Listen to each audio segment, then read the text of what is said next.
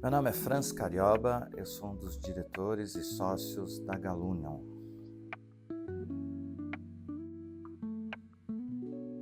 Eu desenvolvi minha carreira basicamente todinha no food service. Assim que eu me formei como engenheiro de alimentos, eu tive o meu primeiro trabalho num frigorífico que fazia os hambúrgueres para o McDonald's. E lá o meu papel era, de novo, trabalhar no padrão. Eu tinha que garantir que a fábrica fazia todos os produtos dentro do padrão e assim como o restaurante do McDonald's produzisse esses hambúrgueres dentro do padrão. Então eu era uma ponte entre a produção e o restaurante até que o produto chegasse no consumidor. Fiquei lá por 3 anos, ali ainda fui gerente de P&D. E por tanto relacionamento com o McDonald's, eu fui convidado para trabalhar no McDonald's e fui para o time de supply chain. E no supply a gente tinha basicamente 3 grandes áreas. A área de compras, que estava toda baseada no desenvolvimento de fornecedores e planejamento. A área voltada à qualidade, a implementação de sistemas de qualidade, tanto nos fornecedores quanto nos restaurantes. E a inovação, que era o papel ali, era o desenvolvimento de novos produtos. Nesse período foi grande, foram 10 anos que eu pude tocar em várias áreas, conhecer muitos fornecedores, viajar bastante, conhecer quais eram as oportunidades que a gente tinha aqui no Cone Sul, assim como a gente fazia o alinhamento com as iniciativas globais. Depois desse período, eu fui convidado, então, para fazer parte do time corporativo, cuja administração era em Chicago. E ali eu fui como head de inovação para toda a América Latina. Essa foi uma experiência fantástica para mim, porque, mais uma vez, abriu muito os horizontes e o meu conhecimento também.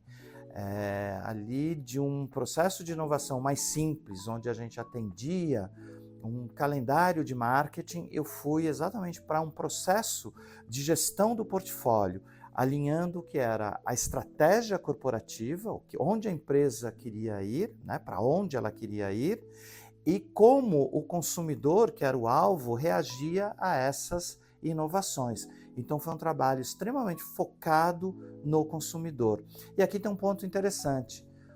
O cliente nem sempre sabe o que ele quer, ele funciona muito mais com estímulos. Então você estimula com o conceito, estimula com o sabor e a partir da sua reação a gente vai moldando o que é a inovação, o que é o novo produto.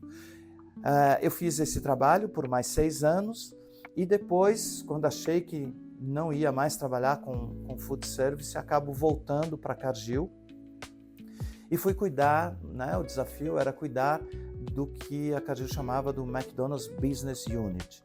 Era a forma, então, de servir ao cliente McDonald's, seja por seus fornecedores, através de ingredientes que a Cargill comercializava, em outras situações para uma comercialização direta para o McDonald's, naquela época com óleo para fritura, com as coberturas e xaropes para sobremesas geladas, enfim, chocolate, vários outros produtos. E depois desse momento aí específico de McDonald's e ainda na América Latina, eu passei para o time de food service. E aí, mais uma vez, uma abertura. Eu fui conhecer e servir basicamente todos os concorrentes que no passado eram os concorrentes do McDonald's, aí se tornaram meus clientes. E aí eu pude conhecer muito mais como é a dinâmica desses outros players no mercado. Fiz um ciclo ali de 8 anos e ao sair de lá eu me aproximei da Simone novamente. Na verdade já conhecia desde a época da faculdade e começamos a discutir sobre como me tornar um consultor. E aí vim para a Galunion, fiz um primeiro projeto e aí nesses 10 anos, nesse ciclo que eu continuo aqui, como um dos sócios eu pretendo que isso seja bastante longevo, continuar a atuar no food service. Então, se a gente somar aqui, são quase 38 anos de carreira sempre voltada ao food service.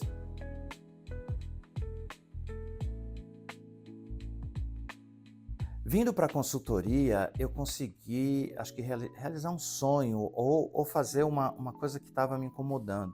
Em toda aquela carreira, eu tinha muito conhecimento acumulado e eu queria colocar isso para fora. Como que eu passo esse conhecimento para outras empresas, sejam fornecedores que querem atender o food service, sejam operadores que querem melhorar sua atuação estratégica ou melhorar os seus resultados. Então, a consultoria é uma maneira, então, de pegar esse conhecimento, organizar e transformá-lo numa proposta de trabalho, né? Um projeto, como nós chamamos, que você, então, ajude este cliente teu a progredir, a fazer uma estratégia mais orientada, mais robusta. Agora, eu disse que o meu conhecimento, ele não é suficiente e nem vai ser. Então, nesse período, a gente tem muita coisa a aprender. Então, nesses 10 anos aqui na Galunium, como consultor, eu me sinto obrigado a me atualizar, a visitar feiras, a participar de palestras, a ler, a buscar muito conhecimento, outras metodologias, para que a gente consiga, então, fazer com que esse trabalho de consultoria seja cada vez mais fácil e mais percebido em relação ao valor que é agregado para o cliente.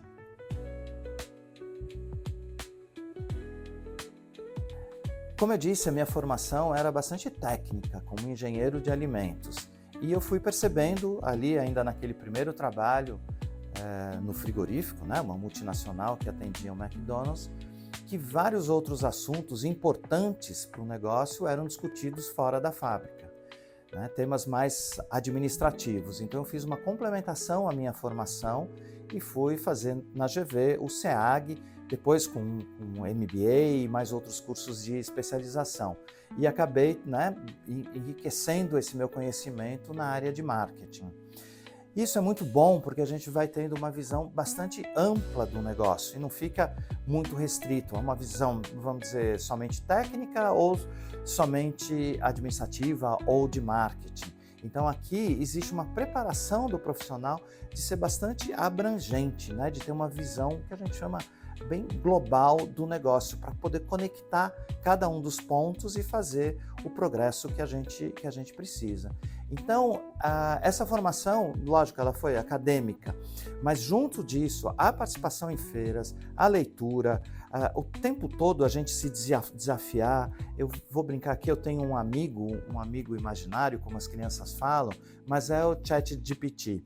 Eu consulto muito, troco muita informação, desafio, e acho que isso vai complementando o nosso conhecimento. Então, é uma coisa bastante válida. E nesse momento, eu continuo fazendo uma preparação. Eu estou fazendo um curso para formação como conselheiro de empresas, porque aqui eu vou trabalhar num outro nível ainda, não só técnico, não só marketing, mas de governança, né? Discutir como que a ESG pode ser um dos transformadores do negócio, de todos os negócios e principalmente, né, como meu foco em food service.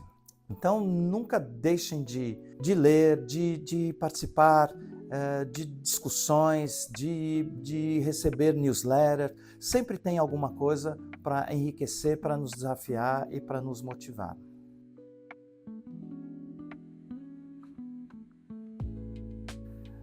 Para a gente falar um pouco de desafios, eu gosto de trazer um que é bem comum quando a gente faz inovação, quando a gente vem trabalhando com projetos aqui, que é como eu tenho um produto mais econômico, um produto a um preço menor.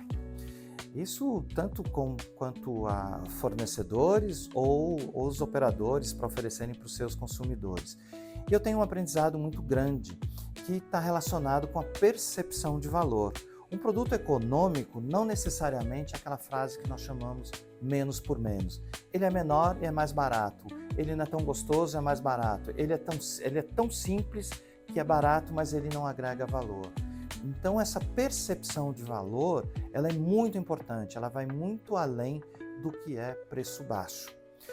E esse ponto nós podemos trazer para todas as situações. Se a gente vai pensando num fornecedor que tenha um ingrediente, sim, existem ingredientes mais econômicos que nós chamamos até de de comoditizados, ou seja, são produtos que todo mundo faz e é sempre uma guerra de preço por baixo.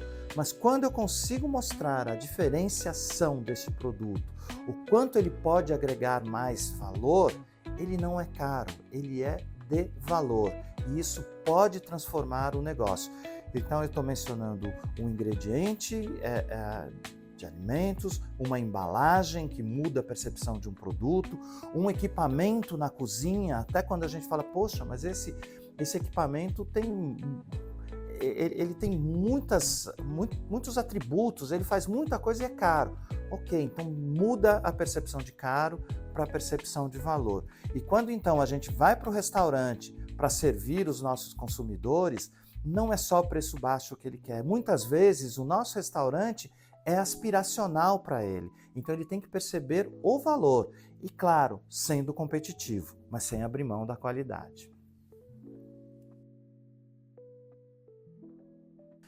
Se eu pudesse dar um conselho a vocês, eu diria o seguinte: vai e veja, saia do seu escritório, vá para o mercado, vá conhecer seu concorrente. Se você, mais uma vez, é fornecedor de ingredientes, conheça o que está sendo disponibilizado no mercado. De equipamentos, compare como o seu equipamento está sendo usado.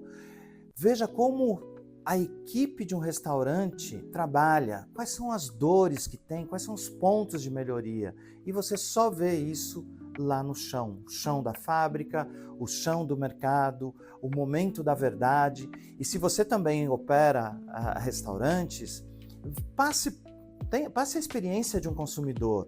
Veja no seu negócio como os seus consumidores estão aproveitando o seu negócio, como eles interagem. Veja seus concorrentes. E esse vai e veja é exatamente para a gente se desafiar. O que eu posso fazer diferente? O que eu posso fazer melhor? Como eu posso inovar? Porque esse mercado ele é muito dinâmico.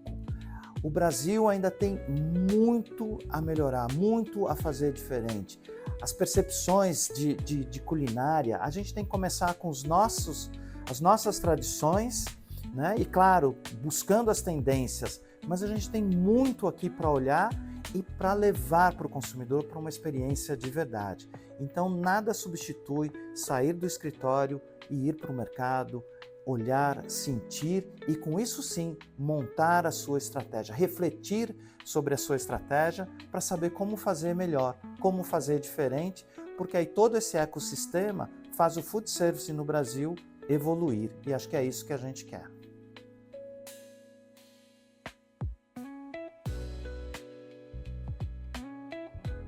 Agora, se vocês querem uma dica, uma recomendação, se aprofundem um pouco em conhecer a teoria dos jobs to be done. Ela foi desenvolvida em Harvard por um professor de Harvard chamado Clayton Christensen, que faleceu há alguns anos, mas ele deixou um legado muito importante. E nessa teoria de jobs to be done, é o seguinte: a gente não compra produto, a gente resolve problema. Então, nesse momento, se você traz esse conhecimento do que são os possíveis jobs dos consumidores ou dos seus clientes, se você é da indústria, mas se você conhece aquele job, você desenha o seu produto para que ele seja considerado para resolver aquilo. Vou trazer um exemplo muito simples. Se você tem o job que você precisa resolver, que é uma celebração entre amigos, o casal, no trabalho, você vai pensar que um restaurante, uma experiência culinária pode resolver esse job. Então você vai considerar um restaurante bem bacana que seja acolhedor para esse momento da experiência. Se você, por outro lado, tem o seu job, eu preciso me alimentar agora, eu tenho pouco tempo, puxa vida, uma loja de conveniência vai resolver esse meu job, porque eu vou ter um produto ali bacana, a um preço acessível e muito rápido. Então isso é diferente. Em cada job você vai buscar uma solução diferente.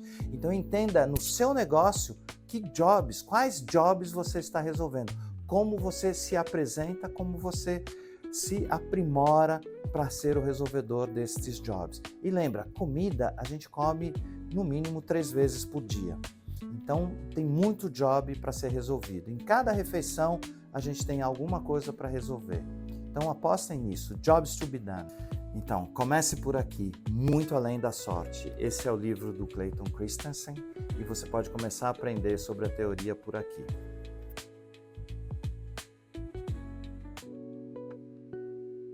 E para concluir esse nosso bate-papo, eu agradeço a atenção de vocês por estarem ouvindo esses meus pontos, mas o que vai nos fazer feliz como equipe Galunion venham conversar com a gente, venham nos desafiar, venham participar dos eventos e, claro, se você precisa de uma coisa mais específica, a gente está à disposição aqui. Não deixem de falar com a gente.